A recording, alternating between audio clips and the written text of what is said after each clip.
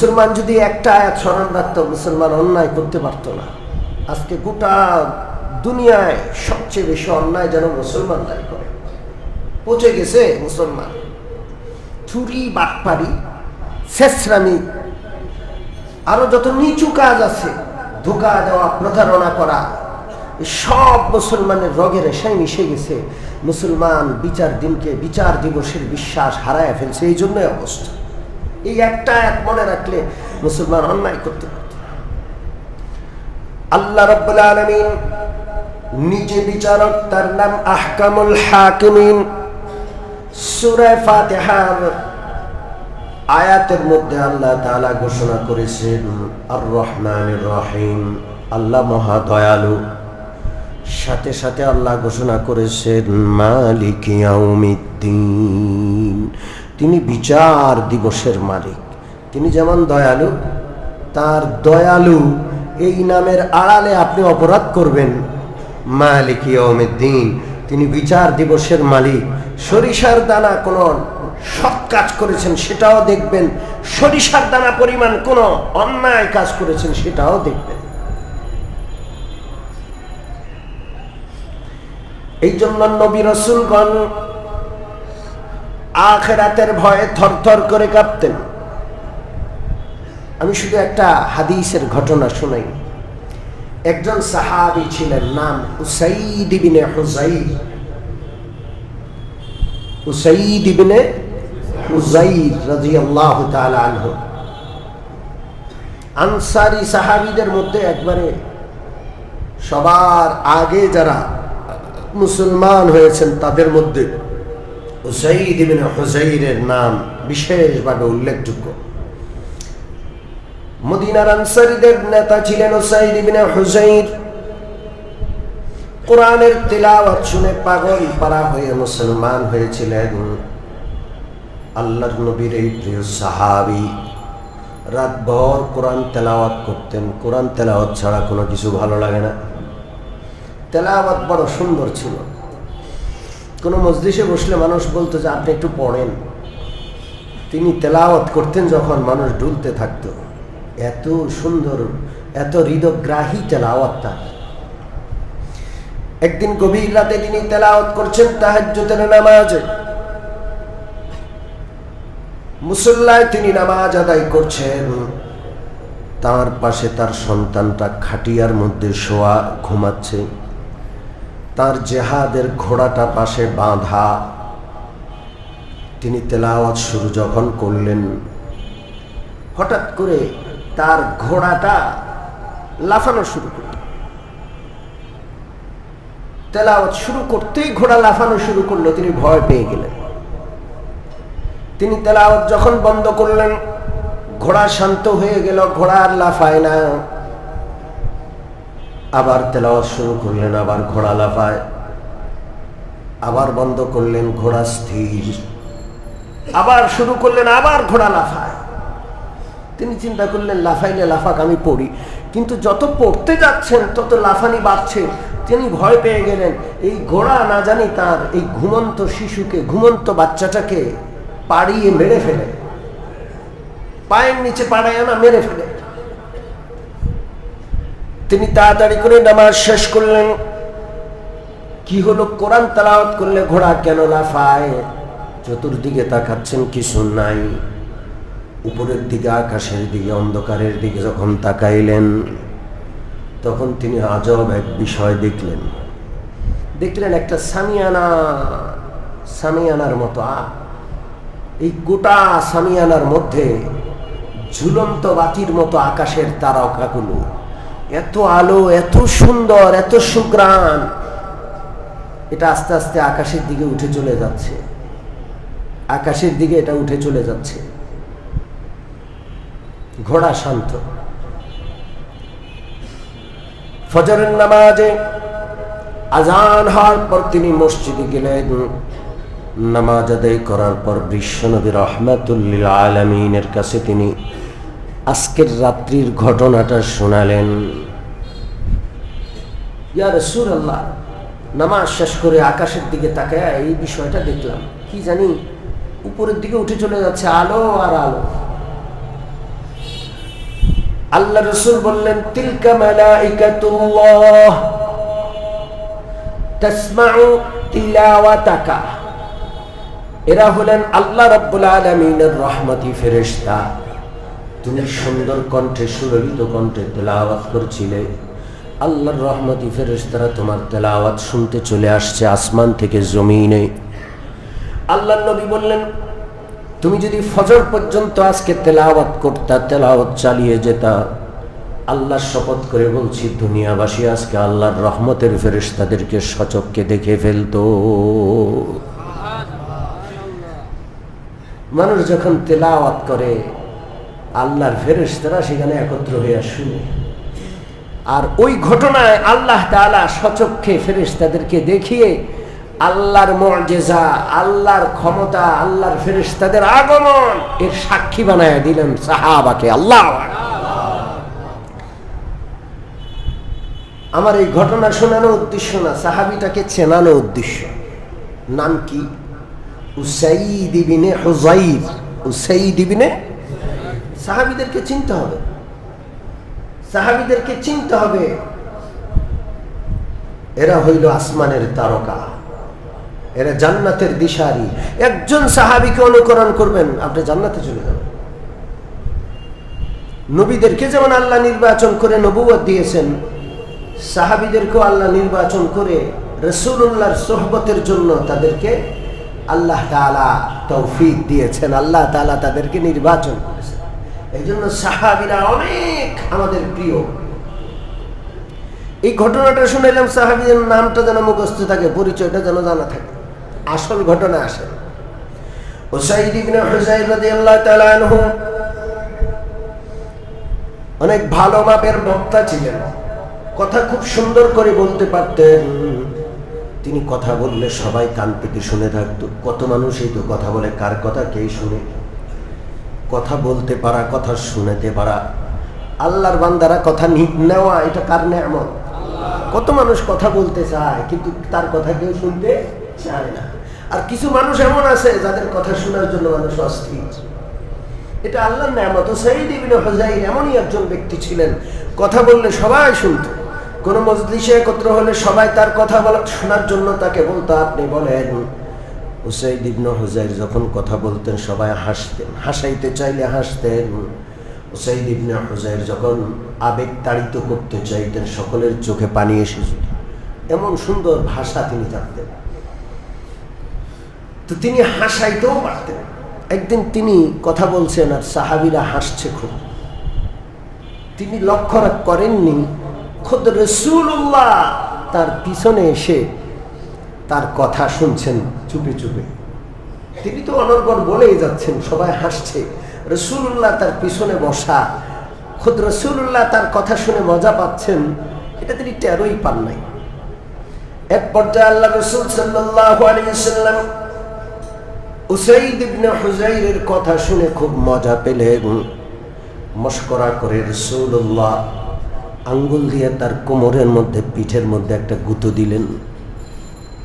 পিঠের মধ্যে, কোমরের মধ্যে গুঁতো দিলে একটু কাতুকুতু লাগে, মানুষ লাফ দিয়ে উঠে। হযরত উসাইদ ইবনে হুযাইর লাফ দিয়ে উঠলেন, পিছনে তাকায় দেখলেন রাসূলুল্লাহ। আল্লাহু আকবার। উসাইদ ইবনে হুযাইর রাসূলুল্লাহকে কি বলবেন, কি বলে রাসূলুল্লাহর সাথে কথা বলবেন খুঁজে পাচ্ছেন না। হঠাৎ মাথায় একটা বুদ্ধি খেলে গেল। নবীজিকে বললেন, ইয়া রাসূলুল্লাহ, আপনি আমার পিঠে গুঁতো দিয়েছেন, আমি কিন্তু ব্যথা পেয়েছি।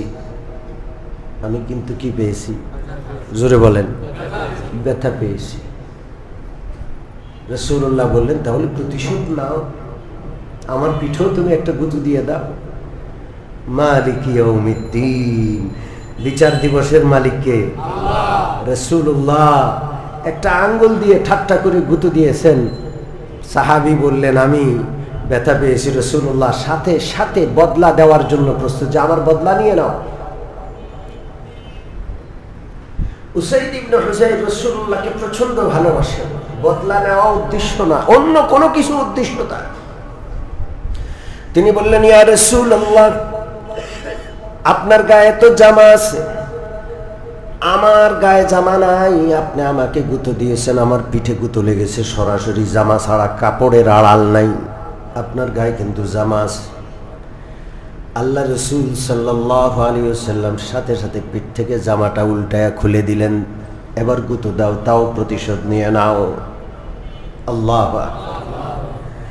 উসাইদ ইবনে হুযাইর এই অপেক্ষাতেই ছিলেন। রাসূলুল্লাহ পিঠ ঘুরাইলেন, এখন প্রতিশোধের পালা। হযরত উসাইদ ইবনে হুযাইর রাসূলুল্লাহকে জড়িয়ে ধরলেন, আর রাসূলুল্লাহর মহরে নবুয়ত, খাতমে নবুয়তের যে সিল মোহর আছে পিঠে, ওটার মধ্যে অনবরত চুমু খেতে লাগলেন আর বললেন, ইয়া রাসূলুল্লাহ, এটাই আমার প্রতিশোধ, আমি কিন্তু এই অপেক্ষাতেই ছিলাম। আল্লাহু আকবার। ইয়া রাসূলুল্লাহ, আজকে আল্লাহ সুযোগ মিলিয়ে দিয়েছেন, আমি বহুদিন যাবত আপনার ভালোবাসায় অস্থির, আপনার মহাব্বতে পাগল হইয়া মনে মনে চাচ্ছিলাম রাসূলুল্লাহর খতমে নবুয়তের মোহরের উপর যদি একটু চুমাইতে পারতাম, খালি গায়ে রাসূলুল্লাহর বদন মোবারকের সাথে আমার বুকটারে মিশায়া যদি একটু ধরতে পারতাম, কলিজাটা ঠান্ডা হতো। ইয়া রাসূলুল্লাহ, আজকে সেই সুযোগ পেয়েছি, এই জন্য আজকে পুরাই এটাকে নিয়ে নিলাম, এটাকে গ্রহণ করলাম, এটাকে সুবর্ণ সুযোগ হিসাবে এটাকে হাতছাড়া করলাম না, প্রতিশোধের নামে এটাই আমি করে নিলাম। রাসূলুল্লাহ হাসলেন। আল্লাহু আকবার।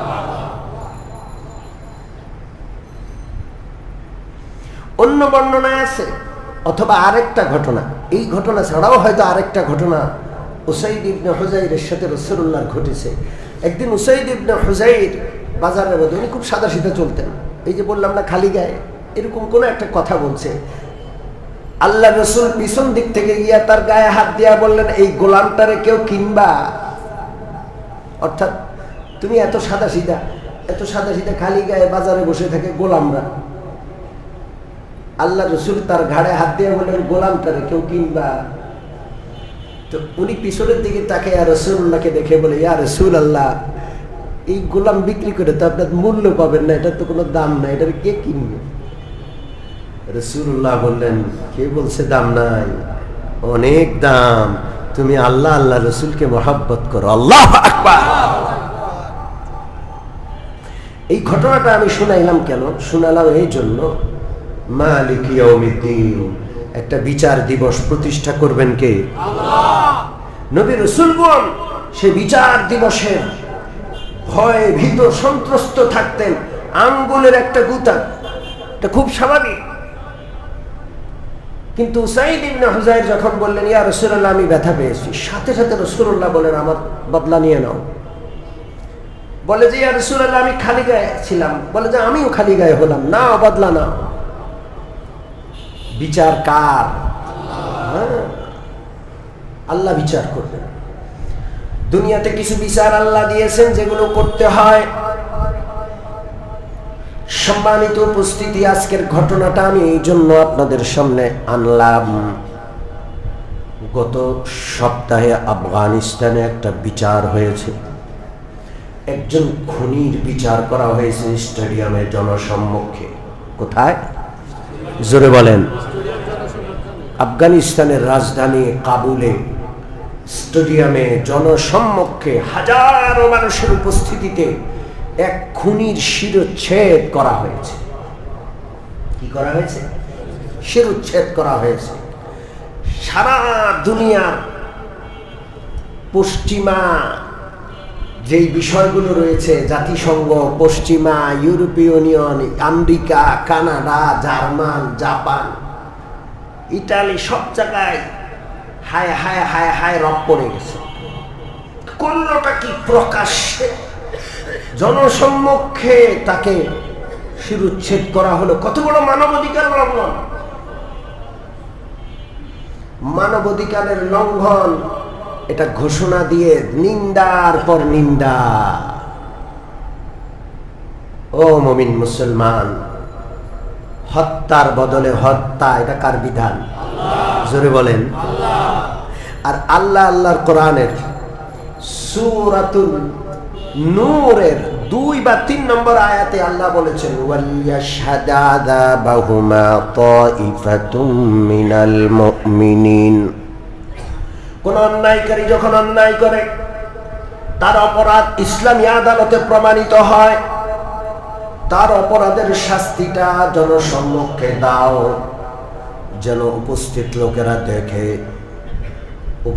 লোকেরা দেখে যেন শিক্ষা নেয়, আর কোন অপরাধী অপরাধ করার সাহস না পায়।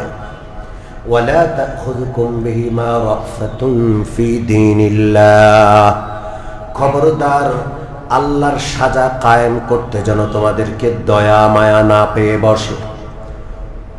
অপরাধীদের জন্য দয়া আল্লাহ মানা করতেছে, দয়া যেন না হয় অপরাধীদের প্রতি। অন্যায়কারী আর অপরাধীদের সাজা জনসম্মুখে দিবা, এটা কার বিধান? আল্লাহ। কোন পশ্চিমা, কোন ইউরোপ আর আমেরিকা এটা নিয়ে নিন্দা করলো, মুসলমানদের কিছু যায় আসে? আমরা বৃদ্ধাঙ্গুলি প্রদর্শন করছি। আমাদের আল্লাহর বিধানের সামনে আমরা কারো তিরস্কারকে পরোয়া করি না। ওয়ালা ইয়াখাফুনা লাউমাতা লাইম, কোরআনের আয়াত। আল্লাহর বান্দারা আল্লাহর বিধান কায়েম করবে। আল্লাহর বিধান কায়েম করার পরে কারো তিরস্কার, কারো লাঞ্ছনা গঞ্চনা, কারো প্রতিবাদ, কারো নিন্দার পরোয়া করবে না আল্লাহর বান্দারা। কথা ঠিক ঠিক? সম্মানিত উপস্থিতি, এই পশ্চিমা দুষ্টদের যত মায়া দয়া আর অধিকার সব হইল অপরাধীর জন্য। কার জন্য? জোরে বলবেন না? অপরাধীর জন্য।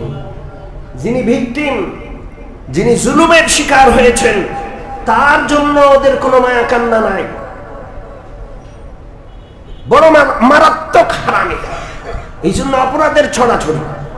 এই পশ্চিমা বিচার ব্যবস্থা যে আমাদের ঘাড়ের উপর হাইকোর্ট, সুপ্রিম কোর্ট সহ সমস্ত বিচার ব্যবস্থায় চাপিয়ে রাখা হয়েছে, এগুলোকে সরানো দরকার। এগুলোকে ঝেঁটিয়ে পশ্চিমা দুনিয়ায় পাঠায় দেওয়া দরকার। তোমাদের বিচার ব্যবস্থা নিয়ে তোমরা থাকো। আমরা মুসলমান, 92% মুসলমানের দেশেও ইসলামী নিয়ম অনুযায়ী, কোরআনের বিধান অনুযায়ী বিচার ব্যবস্থা চলবে। আজকে চুরির বিচার হচ্ছে, কিন্তু চুরি সমাজে আছে, চুরি কমে না। ডাকাতির কি বিচার হচ্ছে জানি না, ডাকাতি দিন দিন বাড়ছে, ডাকাতি কমে না।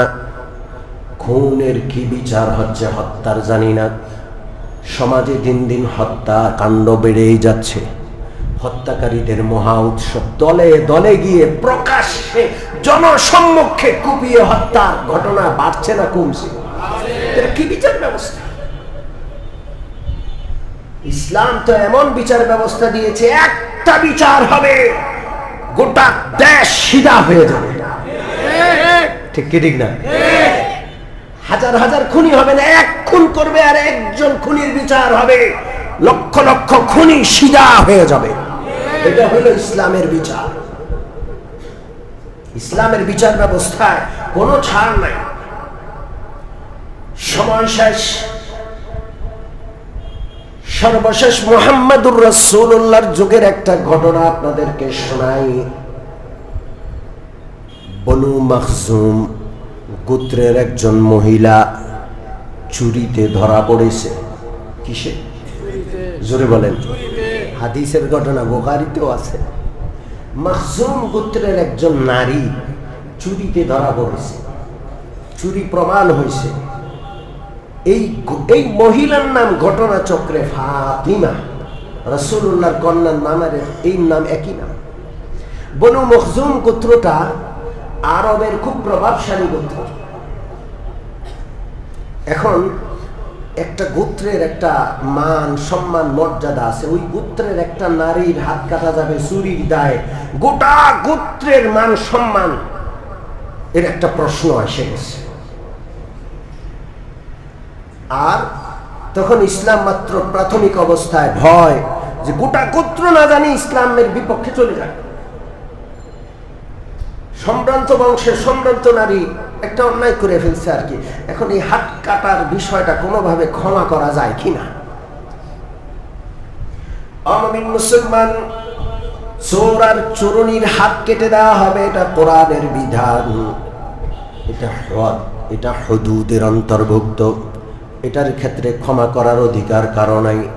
আল্লাহ তাআলা সূরাতুল মাইদাতে ইরশাদ করেন, আস-সারিকু ওয়াস-সারিকাতু ফাকতাউ আইদিয়াহুমা জাযাআম বিমা কাসাবা নাকালাম মিনাল্লাহ।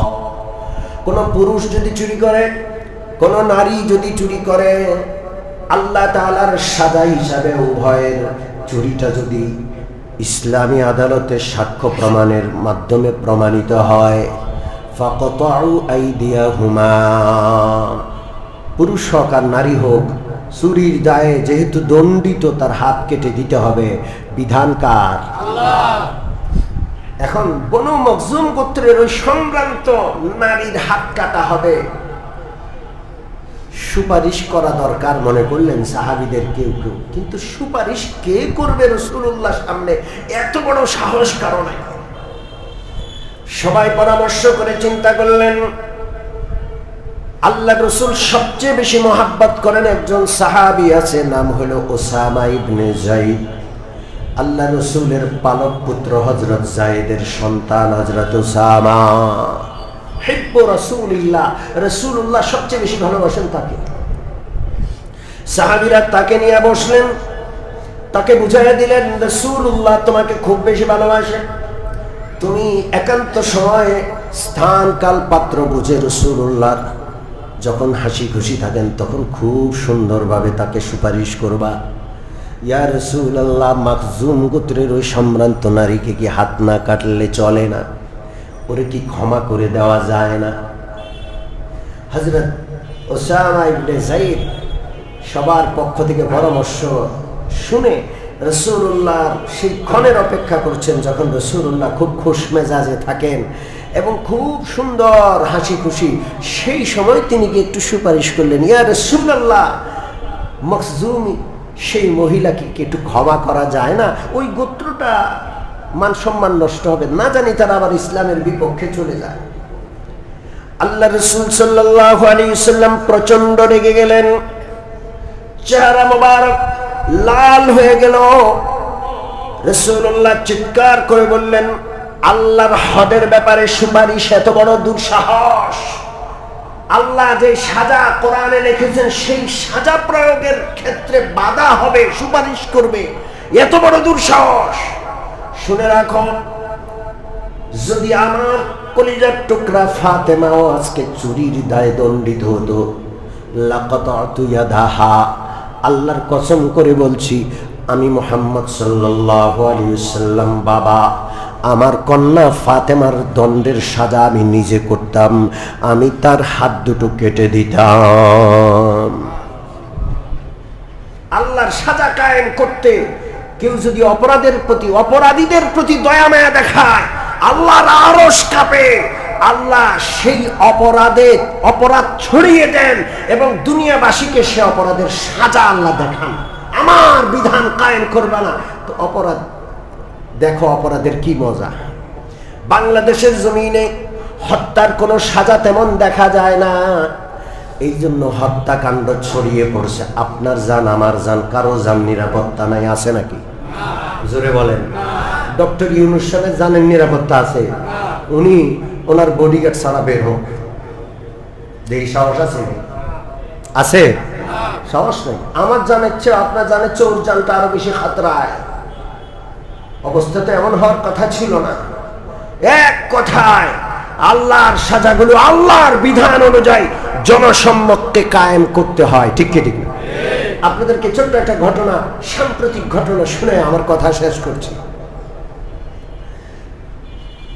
বাংলাদেশ থেকে কিছু অপরাধী সৌদি আরব গেছে, মনে করছে বাংলার জমিন আর সৌদির জমিন এক। সেখানে গিয়াও অপহরণ, ফোনে চাঁদাবাজি, আপনারা শুনছেন? জোরে বলেন। দোকানে দোকানে চাঁদাবাজি।